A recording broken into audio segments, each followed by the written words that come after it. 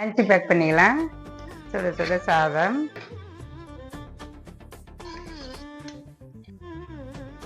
சூடான சாதத்துக்கு பாறை மீன் குழம்பு. அன்றைக்கி மீன் வாங்கி வந்ததே இருந்ததுங்க, அதை வச்சு அப்படியே வச்சுட்டு எடுத்து க்ளீன் பண்ணி இன்றைக்கி அந்த தலை வாழை போட்டு குழம்பு வச்சாச்சு.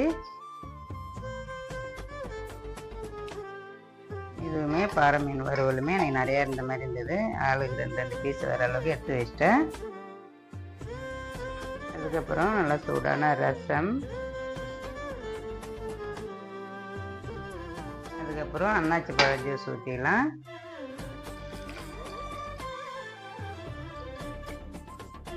காலைல பிரேக்ஃபாஸ்ட்டுக்கு இட்லி தொட்டுக்கிறதுக்கு மீன் குழம்பு ஊற்றிக்கலாம்.